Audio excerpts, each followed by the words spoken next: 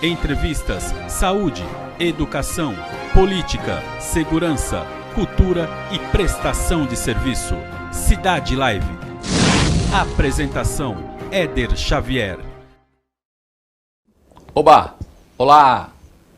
Seja bem-vindo do programa Cidade Live. Cidade Live é o programa que está semeando aí, distribuindo sementes para que a gente possa colher um futuro melhor, não é?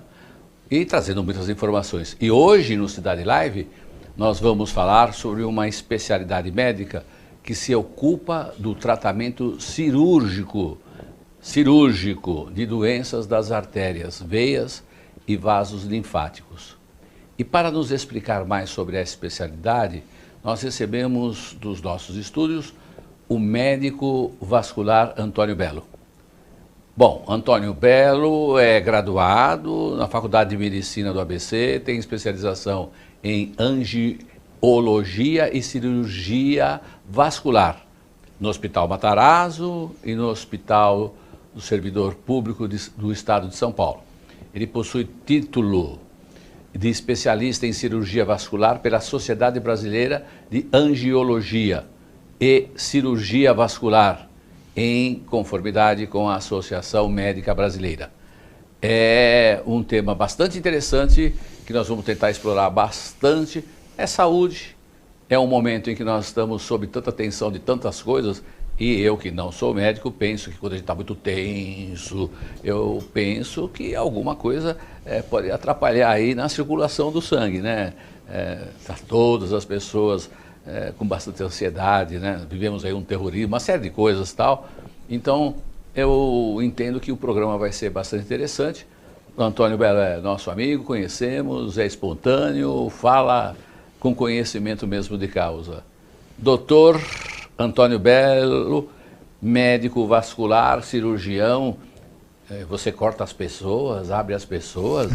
Ô, Antônio, conta aí para nós como é que é essa história aí. Você pega o bisturi e vai abrindo as pessoas para arrumar a circulação? Bem-vindo ao programa, tuas palavras iniciais. Pois é, primeiramente, muito obrigado pelo convite, que muito me honra. E eu espero poder colaborar um pouco com o conhecimento sobre a nossa especialidade, sobre a cirurgia vascular. Então, eu queria ver com você, Antônio, falar um pouquinho, mesmo essa história, até fiz essa brincadeira aí, que não é bem brincadeira, cortar as pessoas, mas o cirurgião vascular, ele atende o coração, o que ele faz, o cirurgião vascular? Nós sabemos, assim, a princípio, aquela história lá, eu tenho um vasinho, eu tenho uma varize. É só isso? Como é que é? Aonde vai essa complexidade? Pois é, o cirurgião vascular, ele só não mexe dentro da caixa craniana, ou seja, ele não mexe na circulação intracerebral e não mexe na bomba cardíaca. O resto, toda a parte de circulação, que vai do cérebro, que chega nos membros, tudo isso a gente acaba atuando. Então essa seria a parte arterial. E tem a parte venosa, que seria o retorno do sangue. Aquele sangue que chega lá embaixo das extremidades e não consegue retornar de uma forma adequada, formando varizes. A gente também atua sobre isso. Muito bom, né? Então, quer dizer, vamos ver se eu não entendo isso aqui. Nós temos a tal da bomba que você falou, é o coração. Isso. Então, o cirurgião vascular não vai lá abrir o coração. Isso. Mas, como o coração bombeia o sangue, né? Quando o oxigênio é isso. E então, para todas as células do organismo, então, de repente, o sangue transitando e alguma coisa acontece que a circulação não se torna. O que é que pode acontecer? É nas veias, nos vasos, nas artérias? Pois é. Fala um pouquinho sobre isso para a gente. A doença circulatória, a gente divide assim como a parte arterial, que é a chegada de sangue nos órgãos e nos tecidos, e a parte venosa, que seria o retorno desse sangue. Então o sangue arterial é aquele que vai nutrir o tecido. Ele é rico em nutrientes, em oxigênio. Sangue, desculpe. Arterial. Sangue arterial. É então, aquele que é... a bomba lá que você falou, o coração, ele dispara um sangue arterial. Do lado esquerdo. Então ele vai mandar, do lado esquerdo do coração, manda para o cérebro, manda para todas as partes do corpo um sangue oxigenado. Esse sangue, uma vez que ele nutriu os tecidos, ele tem que retornar novamente para o pulmão para ser oxigenado. Então ele entra pela parte direita do coração, onde é então bombeado para o pulmão, é feito então a oxigenação do sangue e volta para o lado esquerdo e bombeado. Então essa é a circulação que se faz. Então você tem uma parte arterial, que é de chegada de sangue, e uma parte venosa, que é o retorno do sangue para o coração. Tá, então tudo bem. E aí a pergunta é essa aqui, que eu gostaria de saber, e quem está nos acompanhando certamente, porque eu tenho umas perguntinhas aqui para fazer para o doutor, que o pessoal já está começando a mandar as perguntas aqui. Quando falou cirurgião vascular, acho que isso aqui parece que tem... Vamos conversar sobre até que ponto, quanto é necessário, procurado nos aspectos vasculares. Mas a pergunta é, o que é que dá, assim, o que é que acontece? Entope uma veia, por quê? E aí então eu vou procurar o médico vascular e até às vezes o cirurgião para fazer uma intervenção.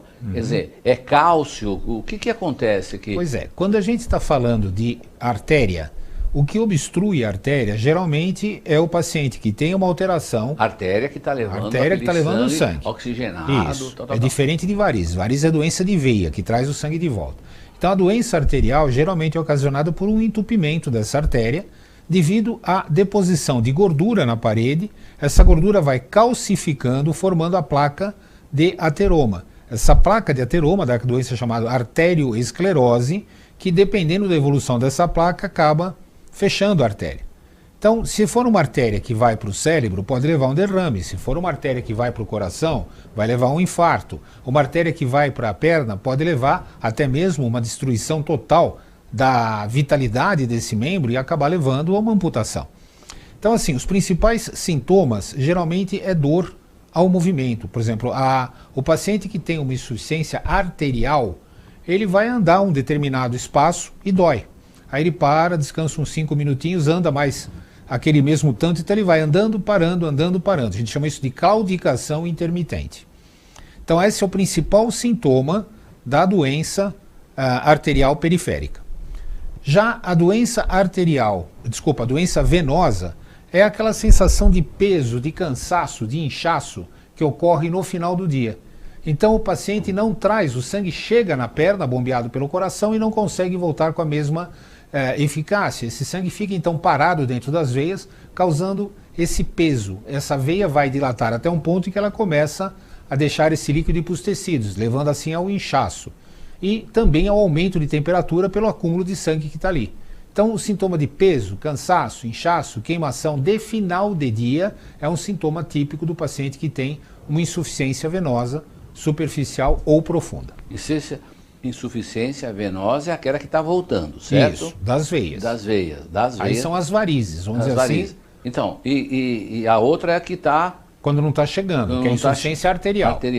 Qual das duas, não sei se é possível aquilatar isso, qual das duas para o nosso corpinho humano é pior? É quando não chega sangue. Quando não chega? Quando não chega. Porque o problema de varizes, apesar de ser uma coisa que incomoda, não chega a matar ninguém em varizes. Agora um infarto, um derrame, às vezes um paciente que tem uma oclusão arterial alta, tipo da aorta, esse paciente pode levar uma isquemia dos rins, pode levar uma isquemia distal importante e acabar não sobrevivendo. A cirurgia em si impõe uma série de riscos também, para a gente revascularizar esse paciente.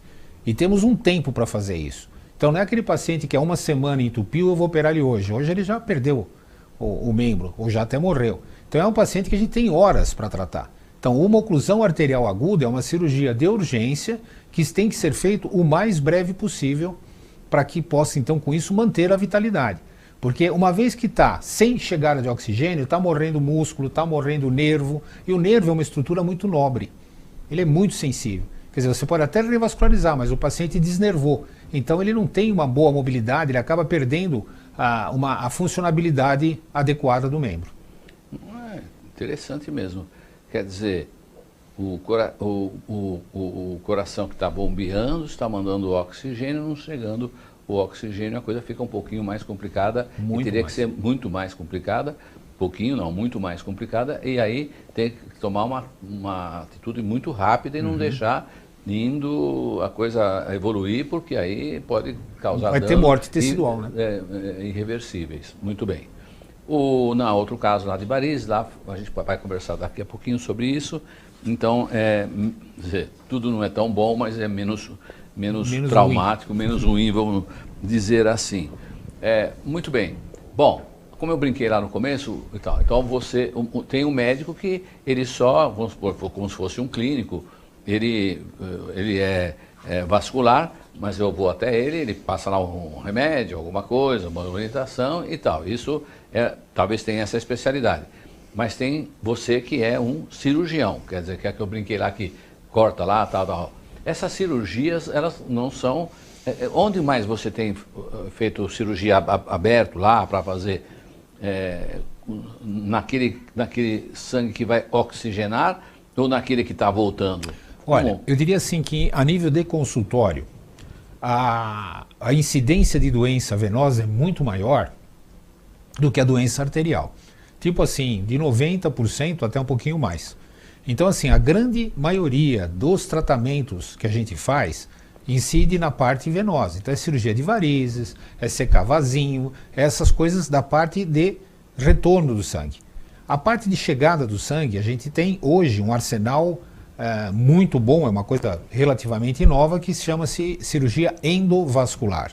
Ou seja, a gente opera o paciente, faz, por exemplo, uma dilatação da aorta, que a gente chama de um aneurisma de aorta, que era uma cirurgia antes que tinha que abrir o paciente de cima e embaixo. Hoje a gente faz um cortezinho na virilha, introduz via catéter uma endoprótese, abre essa endoprótese e resolve o problema. Então é uma cirurgia com muito menos agressividade, com muito menos mortalidade, com um grau de internação de 2, 3 dias o paciente está em casa, andando, movimentando, com duas incisões minúsculas a nível da virilha. Então assim, a mesma coisa... Tempo? Desculpe, quanto tempo? Aqui o entrevistador quer falar mais do que o entrevistado. Por favor. Só para deixar, que é curioso tudo isso, essa evolução, né, tecnológica e tal, assim. Então pela virilha você vai lá e... faz o cateterismo, localiza qual o ponto que você quer fazer o tratamento, introduz aí um outro tipo de catéter, que aí na ponta dele ele tem um enxerto. Esse enxerto está todo enrolado, vamos dizer assim, prensado para poder passar por dentro da artéria. A hora que chegou no ponto exato, a gente libera, tem todos os mecanismos de liberação, cada endoprótese tem o seu, e a gente libera essa endoprótese, então abre como se fosse um guarda-chuva, ela vai abrindo, e com isso ela vai aderindo na parede. Ela tem uns ganchinhos, né, que são as barbelas, que acabam fixando então essa endoprótese naquele local, e com isso você desce o corpo da endoprótese. Então isso resolve uma série de situações que antes eram cirurgias enormes, com índice de mortalidade chegando até 25%. Hoje a gente tem um índice de mortalidade de menos de 1% com a cirurgia endovascular. A internação de 10 dias passou para 2, 3. É assim, algo realmente de uma tecnologia de ponta. Tá. Então esse hoje tecnologia de ponta, não é tão invasivo, você sai logo do hospital, acerta lá os problemas venosos, é isso? Isso, não, arteriais. Não, arteriais. Existe também situações onde a gente coloca estentes nas veias, tá? Mas assim, a maior parte dos estentes são direcionados para a parte arterial. Arterial, tá. Então, isso assim. Bom, no momento, por causa da tecnologia, o desenvolvimento do conhecimento, experiência sua e tal, isso agora já é menos complicado. Quando você, na tua área, que não mexe no coração, que não mexe aqui na caixa craniana, pode falar assim? Quando tem uma que você entende que é um pouco mais complicada, assim, tem um pouquinho mais de risco, veja, sei lá. Nem todo paciente, ele está, vamos dizer assim, está eleito para fazer uma cirurgia endovascular. Tem casos que você não tem condição de fazer isso. Então, quando você tem que fazer uma cirurgia aberta de aorta, é uma cirurgia com maior risco. A carótida, a mesma coisa. A carótida a gente também passa um stent, a gente vem daqui de baixo, sobe com um stent e revasculariza, ou seja, abre essa carótida. Agora, tem pacientes que a carótida é hostil, ela tem muita curva, a gente não consegue chegar. Então, esse paciente tem que fazer uma incisão, tem que fazer a cirurgia aberta. Então, toda cirurgia aberta hoje ganhou um grau, que é uma coisa que a gente começou fazendo as cirurgias abertas, a endovascular é um avanço disso, mas começou começou a se fazer a cirurgia endovascular melhorando o índice de mortalidade, mas quando tem que fazer isso aberto, aí realmente já aumenta um pouco mais o risco para o paciente. Exige uma equipe mais treinada, porque é diferente de se colocar, não que seja mais fácil ou mais difícil, mas é uma cirurgia um pouco mais delicada e que exige uma equipe muito bem treinada para fazê-la. O SUS cobre esse tipo de cirurgia? Cobre, tá. cobre. Muito bom. Agora, uma outra coisa, antes de entrar nas perguntas de quem está nos acompanhando, os telespectadores. E nós temos, o Cidade Live já tem entrevistado de várias áreas e tal, mas várias pessoas, a coisa vascular aqui, nós outros da área da saúde entrevistamos assim, e parece que a tua especialidade é bastante procurada aí. Então, é assim, uma coisa que eu queria ver com você, o Antônio Belo, doutor, é assim, eu já vi pessoas um pouco mais novas, né, também com umas varizes e tal, e a gente tem uma ideia de que tem varizes com uma idade mais avançada. As varizes podem acontecer, é mais genético, é dos pais, é herança que vem. Como é que tem moços, até que jogam bola, eu tenho alguns amigos que gostavam de jogar tênis e tal, e algum comentava, olha, moços novos, né, sei lá, 30 anos, né? Eu tenho até, venho na lembrança agora um amigo, e ele tinha várias varizes, e uma saúde boa, tudo e tal, das varizes. É questão de idade, genética, como que é isso, doutor? É uma somatória de coisas. A varizes é fundamentalmente hereditária. Então, ou por parte da família do pai, ou por parte da família da mãe, ou dos dois lados, o paciente herdou aquela tendência. Não se tem ainda uma teoria, não se tem ainda algo que explique, existem teorias a respeito do porquê da formação de varizes. A mais aceita hoje é que você tem no meio da veia uma camada elástica, que faz com que a veia, quando necessária, ela dilate e a hora que não necessita mais, ela volta ao seu tamanho normal. O que se sabe é que esses pacientes varicosos, eles têm uma deficiência nessa camada elástica. Então a artéria vai deformando, a veia, vai deformando. Então, conforme ela vai sendo solicitada, ela vai alargando e formando, então, aqueles lagos venosos, aquelas veias mais dilatadas, que são chamadas de varizes. A questão de idade, normalmente, a idade que é mais frequente na mulher, que é uma proporção de 4 mulheres para cada um homem, é dos 20 aos 30 anos. No homem é após os 30 anos. Mas eu já operei, infelizmente, uma menina de 14 anos de idade com um quadro brutal de varizes. E varizes primárias, não era porque ela tinha outra doença que desenvolveu aquelas varizes na perna dela, eram varizes primárias. Então, assim, não existe uma idade. Você pega uma jovem que começou muito cedo a sua vida reprodutora, então ela começou a ter filhos com 14, 15, 16 anos, teve 2, 3, 4 filhos. De repente, aos 20 e poucos anos, ela está com um quadro realmente bastante avançado de varizes na perna. Então existe assim, o fator predisponente é hereditário, o fator desencadeante, gestação, ficar muito tempo em pé parado, ficar muito tempo sentado, obesidade. Então são fatores que vão fazer desencadear essas varizes. Né? Então tem aquele paciente que trabalhou a vida inteira em pé, carregando o peso e nunca teve uma veia na perna, mas pai e mãe livre. Agora tem aquela paciente que é uma funcionária de escritório, que está sentadinha, bonitinha, pratica exercício, faz tudo e mesmo assim ela desenvolve varizes. Que coisa, né? Você vê, lógico, eu vou lá no salão lá cortar o cabelo e tal, tenho no salão que eu estou há muitos anos lá. E eu vejo aquele pessoal trabalhando de manhã até a noite, né?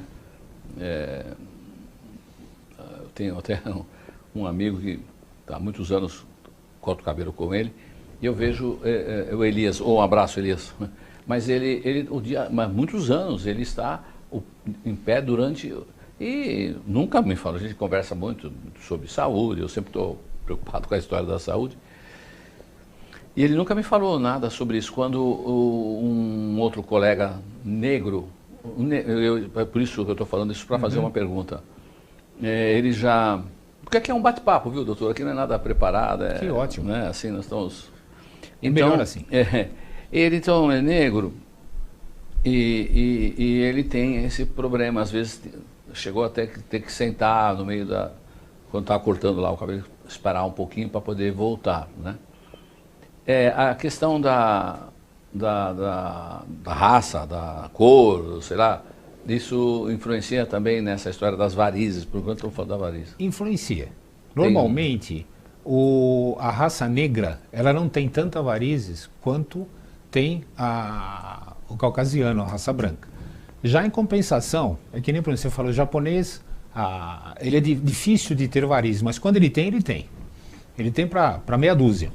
Então a mesma coisa a raça negra, eles são quadros varicosos mais exuberantes, maiores. Quando tem, tem mesmo. Quando tem, tem.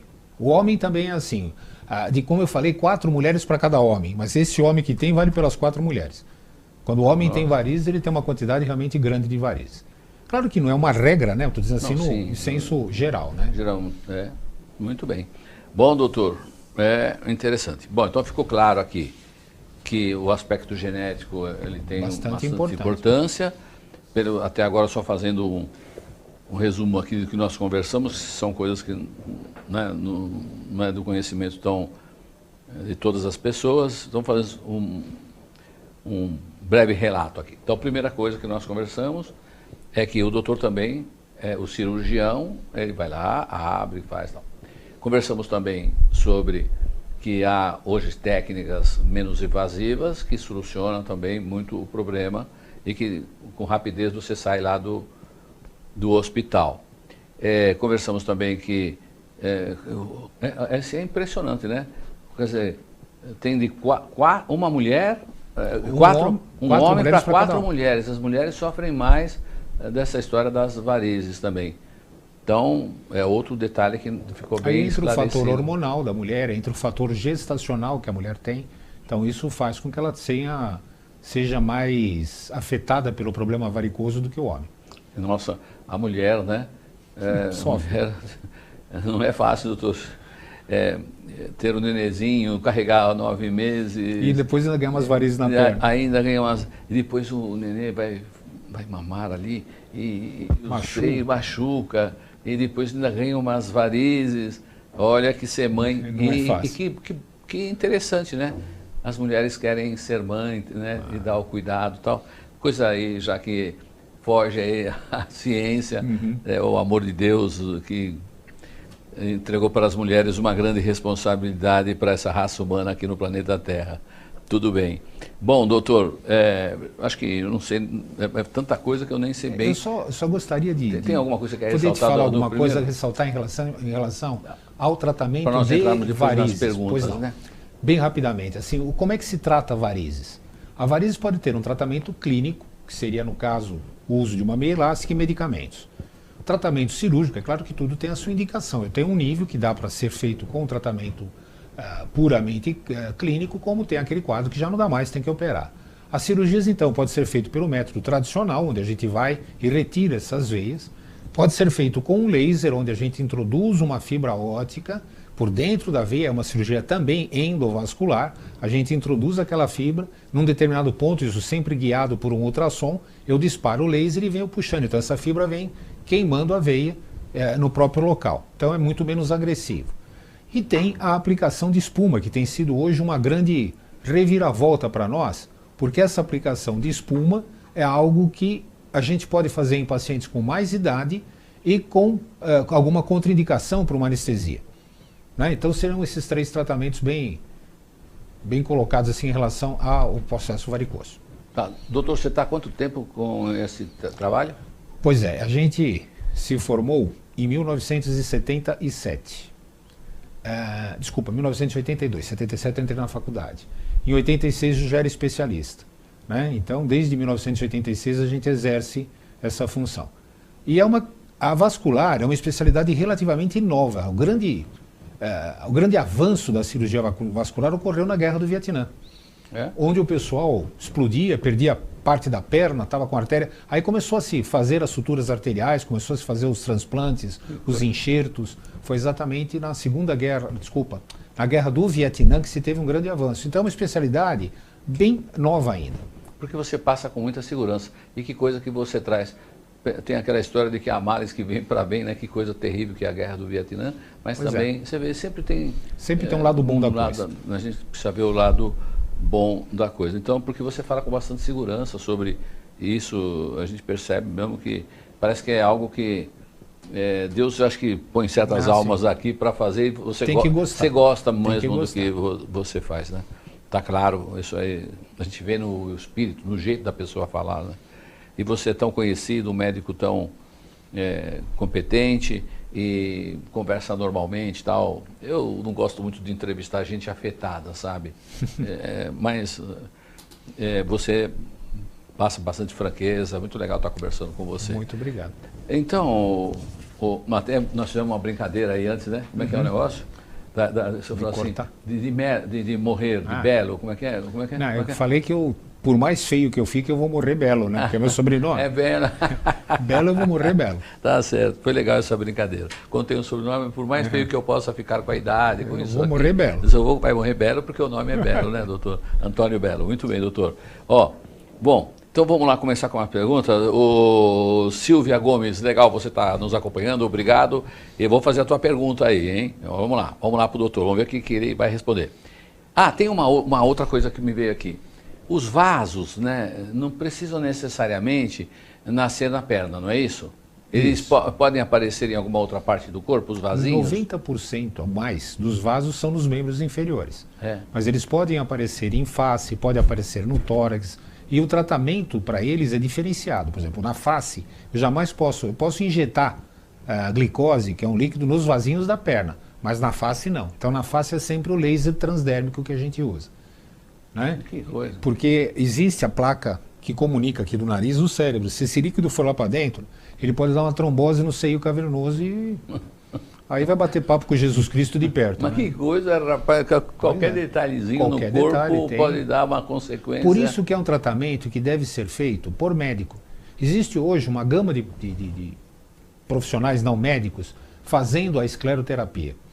E aí, escleroterapia é secar os vasinhos. Secar os vasinhos. Pois é, secando esses vasinhos, só que sem esses conhecimentos técnicos, anatômicos, isso pode levar a uma trombose, isso pode levar a manchar a perna, a uma série de coisas. Então, às vezes, o barato, que também não é tão barato assim, acaba saindo caro. Porque a paciente vai porque a família, a amiga foi em tal lugar e a enfermeira lá fazia, e acaba depois voltando com a perna toda cheia de mancha, ou às vezes de feridas. E aí se torna um quadro clínico irrecuperável.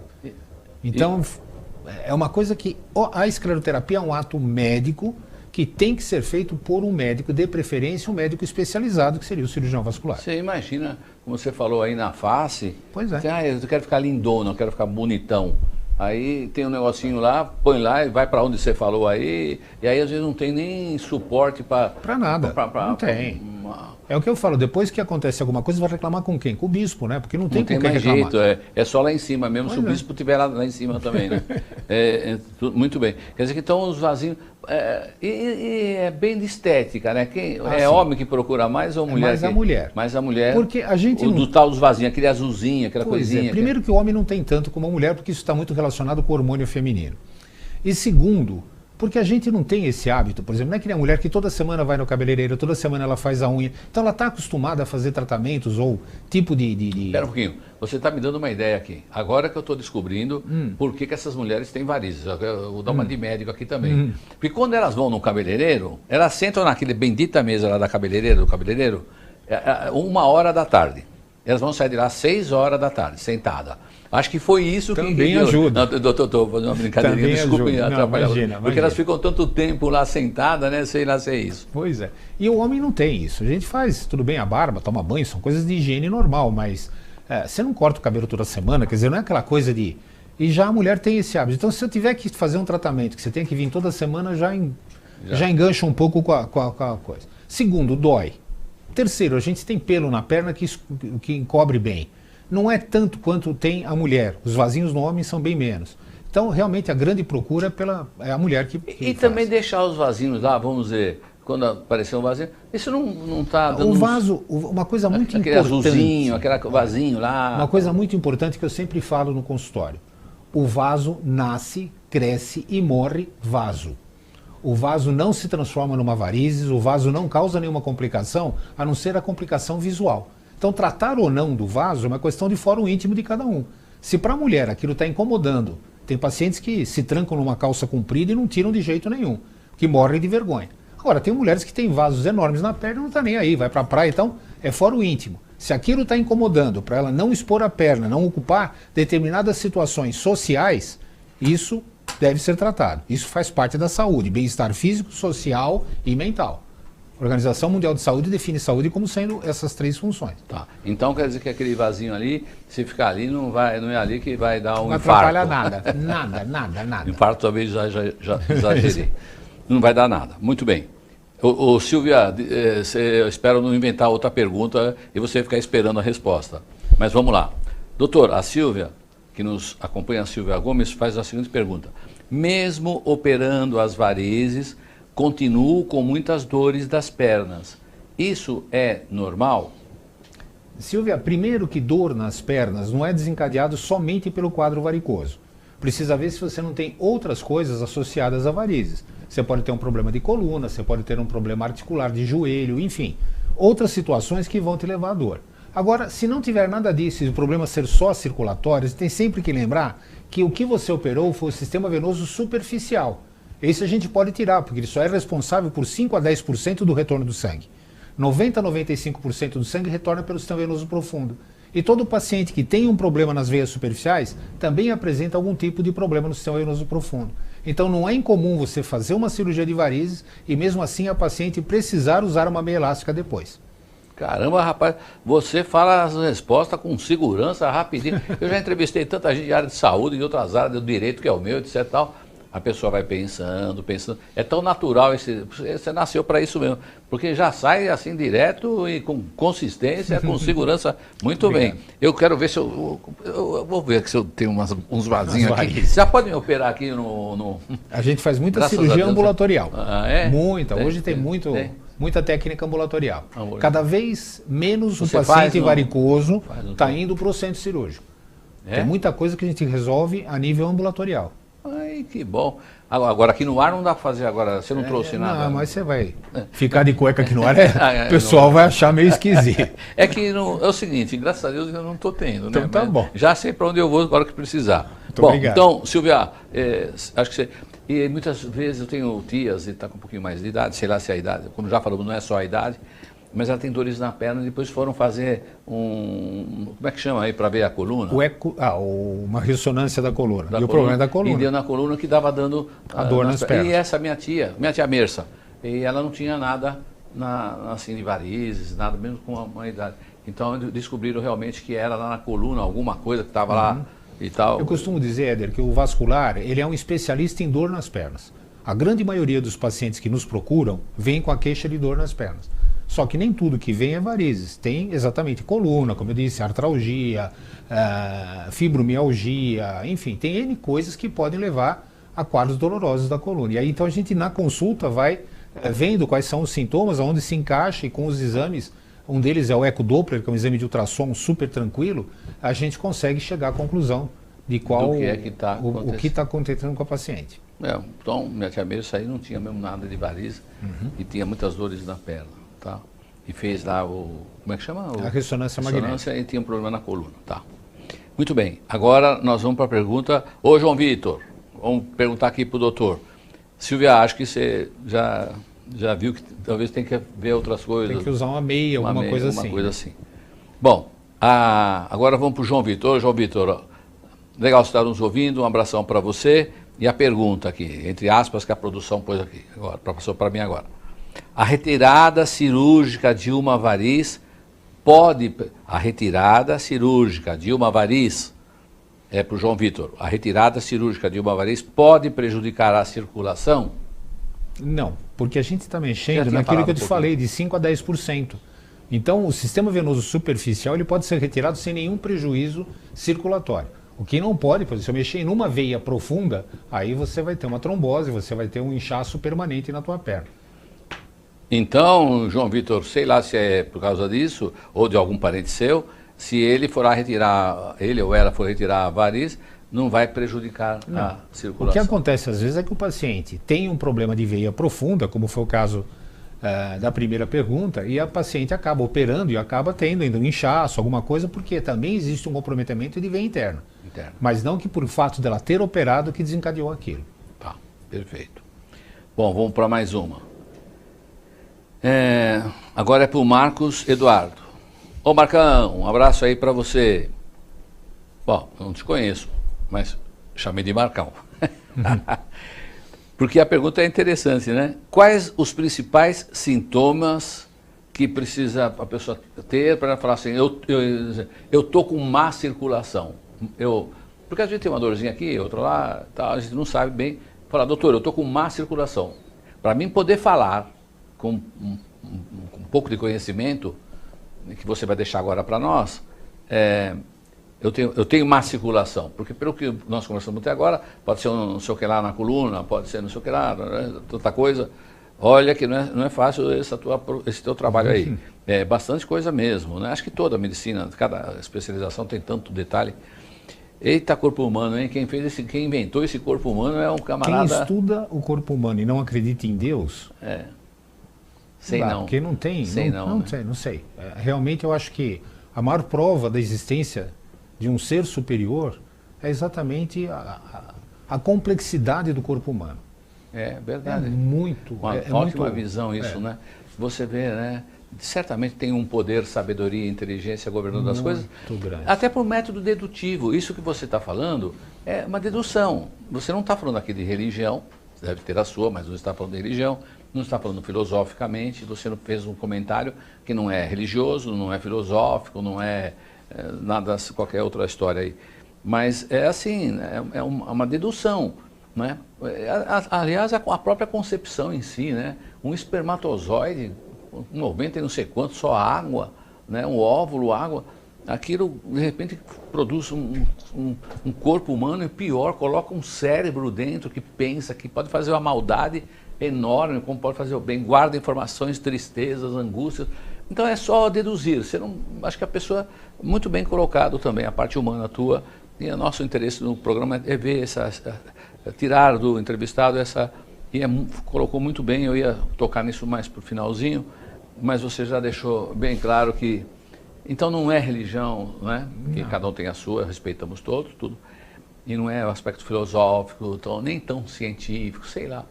Nós não sabemos bem de onde viemos, para onde vamos, o que somos, essas coisas todas, mas então, poxa, o que nós estamos olhando, essa complexidade, né, que tem o corpo humano, e a formação, rapaz, nossa, um espermatozoide é um negocinho tão pequenininho que acaba... E uma semente do mundo vegetal também. Bom, vamos lá. O Marcos Eduardo, é o seguinte, pergunta para o doutor, senão vai virar um programa religioso aqui, filosófico, né? Mas um dia podemos falar também, porque pelo claro. Jeito você conhece disso também. Quais os principais sintomas, então, que a pessoa possa ter para falar assim, ó, eu tenho má circulação, ou mãe, ou pai, ou tio, ora por mim, reza por mim, porque eu tenho má circulação. Ele tem que sentir o quê? Pois é, esse termo má circulação, ele é muito amplo, porque a circulação tem a parte arterial e a parte venosa. Então, na parte arterial, quais são os sintomas? O paciente vai andar determinada distância, dói a perna, então ele faz aquilo que eu falei da claudicação intermitente. Então, esse é um sintoma arterial. É uma má circulação de chegada de sangue. A má circulação de retorno de sangue é um peso, cansaço, inchaço, queimação nas pernas no final do dia. Então os principais sintomas, de uma forma assim extremamente, claro que existe aí, for falar disso nós vamos precisar ficar aqui umas 4 horas, mas assim muito resumidamente, falando das duas grandes áreas da vascular, a parte venosa seriam mais as varizes, que é o mais importante, e a parte arterial seria isso da claudicação intermitente, que é a oclusão da artéria. Tá. Tem também uma coisa que a gente fica me falando, estava pensando aqui, é o seguinte, tem aquela história, tem que fazer ginástica, andar, correr, ginástica, pelo jeito aqui, né, do que eu estou falando, pensando, talvez é capaz de a pessoa ela vai em certas circunstâncias, vamos dizer que tem as dores lá na perna, porque vem lá da parte arterial. Da coluna, alguma coisa assim. Então, talvez precisa ver muito bem com vocês aí, os médicos dessa área, porque talvez ficar andando para sarar a dor, eu acho que vai complicar mais. Vai piorar mais. Dependendo do que for, veja, se ela tem uma dor por causa de um desgaste do joelho, uma paciente obesa com desgaste do joelho, então ela tem que fazer uma atividade, mas não é caminhada. Ela vai fazer uma atividade de preferência na água, ela vai perder peso. Então aí tem uma orientação do ortopedista em relação a quais os tipos de atividade que ela pode fazer. Um paciente que tem uma claudicação intermitente, a gente fala para o paciente não ter medo da dor. Ou seja, a dor nesse caso é amiga dele. Cada vez que ele anda e dá a dor, toca um alarme, vamos dizer assim, no corpo que faz com que o organismo comece a procurar novas alternativas. Então, no caso do paciente arterial, caminhar e sentir dor ajuda. Para varizes, é muito comum a paciente que fica o dia inteiro no escritório e fala: doutor, eu saio do escritório com a minha perna desse tamanho. Aí eu vou para a academia, saio da academia, melhorou. Claro, porque fez atividade física. O retorno do sangue, o coração só é uma bomba de ejeção. Ele só manda o sangue para frente, ele não aspira o sangue de volta. Então, cada vez que o paciente anda e se movimenta, a musculatura da perna é quem bombeia o sangue de volta. Se estamos muito tempo parado, a musculatura não está movimentando, o sangue está chegando, mas não está voltando com a eficácia que deveria. Uma vez que você faz uma atividade física, bombeia mais isso, esse sangue que estava acumulado retorna, melhorando a dor.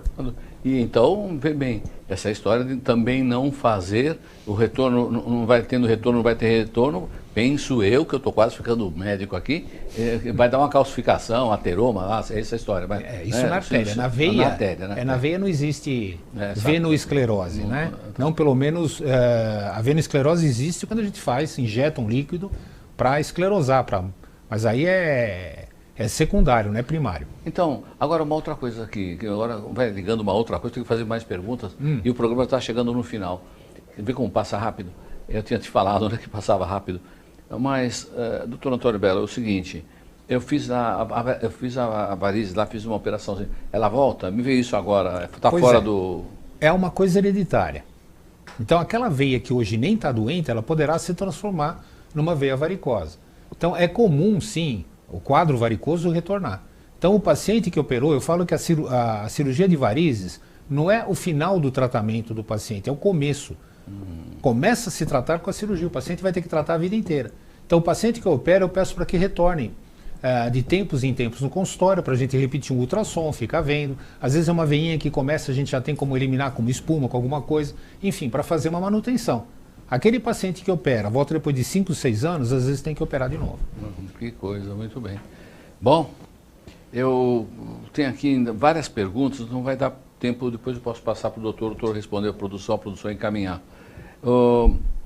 Bem, agora que nós estamos bem no finalzinho, o remédio anticoncepcional pode causar trombose? Maria Clara, oi Maria Clara.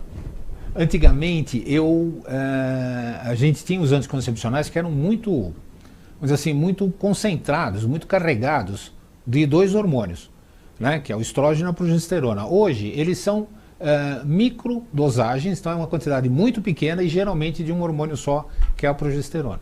Então, assim, eles são bem menos agressivos, bem menos causadores de trombose como era no passado, no tempo da minha avó, da minha mãe. Então, quer dizer, o anticoncepcional... Pode causar, mas assim, eu diria que é uma das causas mais... assim, o anticoncepcional tem umas costas muito largas, tudo é ele. Mas hoje, os novos anticoncepcionais realmente são bem diferentes. Então eu vou, com essa sua resposta, vou fazer uma piadinha aqui muito bacana, viu? Maria Clara, ficou claro? Cada uma, meu amigo. Agora é a última pergunta. Pessoal, não dá para responder tudo. A pessoa viajar muito tempo sentada, mais ou menos você já respondeu isso, mas então, porque eu quero que você fale sobre a sua clínica. Então, a pessoa viajar muito tempo sentada pode causar trombose? Essa é da Fátima Bairrada a pergunta. Pois é. O fato não é o tempo só de ficar. Você está no carro, você consegue esticar melhor a perna, você para, anda um pouco. O problema são as viagens longas de avião, onde você tem uma pressurização da cabine que já dificulta o retorno do sangue, e você fica naquela posição ali, encaixotado naquela classe econômica. Então, essa é chamada de síndrome da classe econômica. Eu nunca vi uma trombose num paciente de primeira classe ou executiva. Essas tromboses que ocorrem após voo é do pessoal que estava na classe econômica. Pode ocorrer sim. O ideal é que você viaje usando uma meia elástica e de tempos em tempos levante e ande para que possa, então, com isso, fazer aquilo que eu falei, que é o bombeamento do retorno do sangue pelas veias, pela musculatura da perna. Então, outra piadinha. Fátima Bairrada, você não vai ficar barrada com nenhum problema, vai poder entrar no avião, sair, mas tem que usar uma meia elástica e dar uma movimentada. Tá bom. Muito bem, doutor.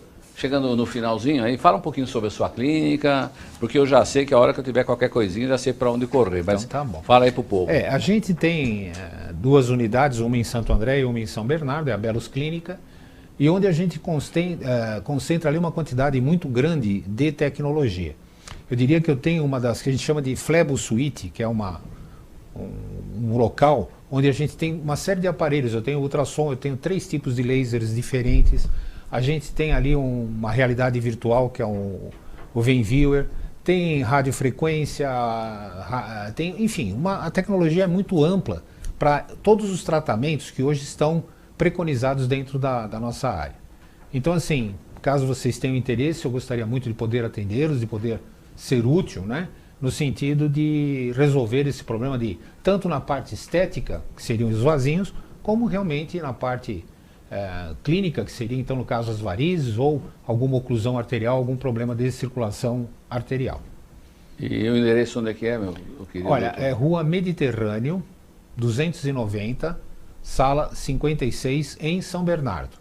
O telefone de lá é 4123-1462. Aqui em Santo André, fica na Rua Catequese, 255, Sobreloja. O telefone é 4436-2254. Muito bem. Então, temos algum problema, vamos procurar o doutor, porque antes que a coisa piore e fique mais complicada.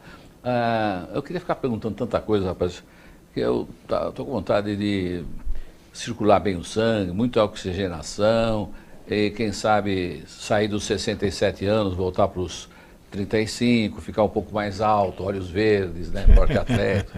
Mas o doutor ainda não está fazendo mágica não, né, doutor? Pois, eu também gostaria de ter esse poder, viu? Não, mas olha, já ajudando a gente a superar os probleminhas que com a idade vai aparecendo e eu solucionando, é ótimo, então. Bom, doutor Antônio Bello, foi outra piadinha. Não sei, hoje estou diferente, a produção, tá, a Bianca está me olhando com cara feia, né?